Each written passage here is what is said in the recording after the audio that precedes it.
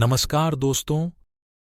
जनवरी माह के दूसरे सप्ताह की शुरुआत में धूप निकलते ही परिवार के सदस्यों के साथ निकल पड़ते हैं शहर से 80 किलोमीटर दूर एक ऐतिहासिक स्थान का भ्रमण करने, जिसे हम कौड़ियाला घाट के नाम से जानते हैं।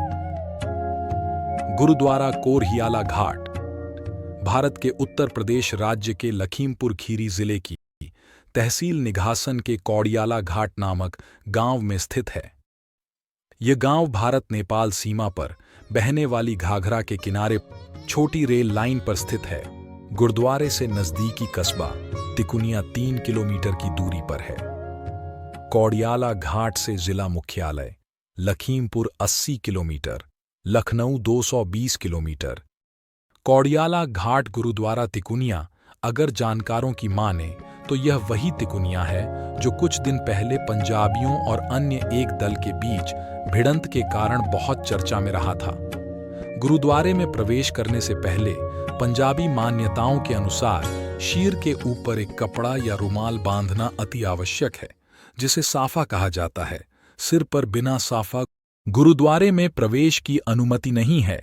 अगर आपके पास रुमाल या अन्य कोई चीज सिर पर बांधने के लिए नहीं है तो गुरुद्वारे के बाहर आपको साफा मिल जाता है, जिसे सिर पर बांधकर गुरुद्वारे में प्रवेश कर सकते हैं। कौड़ियाला घाट गुरुद्वारे में प्रवेश करते ही शांति की अनुभूति होती है। यहाँ बिना रोक टोक किसी भी धर्म का व्यक्ति आ सकता है।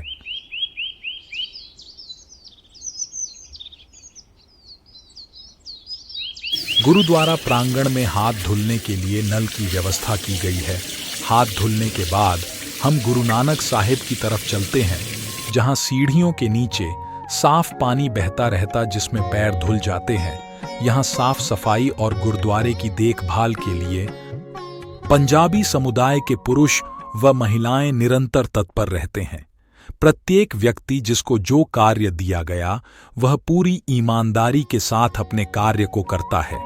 इस गुरुद्वारे की सुंदरता प्रत्येक व्यक्ति का मन मोह लेती है।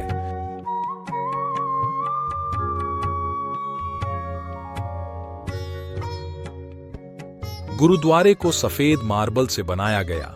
यह गुरुद्वारा चारों दिशाओं से देखने पर एक समान दिखाई देता है। गुरुद्वारा के द्वार के ठीक सामने भोजनालय बनाया गया है, जहां प्रत्येक व्यक्ति को भोजन मुहैया होता है।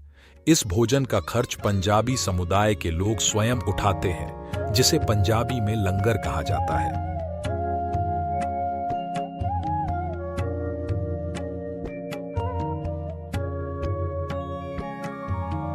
गुरुद्वारे के चारों ओर 15 फीट के 40 ऊंचे गोल पिलर है, जिसके ऊपर कारीगरों द्वारा सुंदर सी कारीगरी की गई।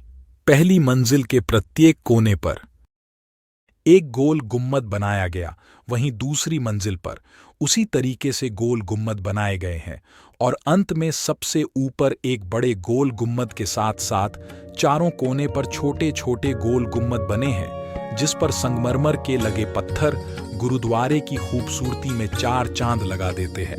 यहीं गुरुद्वारे में एक तालाब भी है। मान्यताओं के अनुसार इस तालाब में अमावस्या तिथि को स्नान करके नमक व झाड़ू दान करने से चर्म रोग ठीक हो जाते हैं, जिसके बारे में आगे वीडियो में विस्तार से चर्चा करेंगे।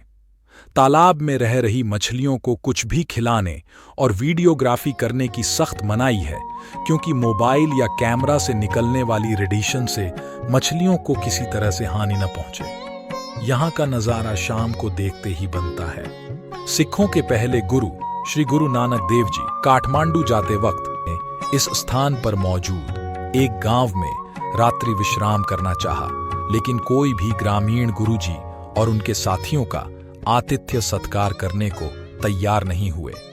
ग्रामीणों ने गुरुजी को गांव से दूर एक कोड़ी की कुटिया में जाने को कहा।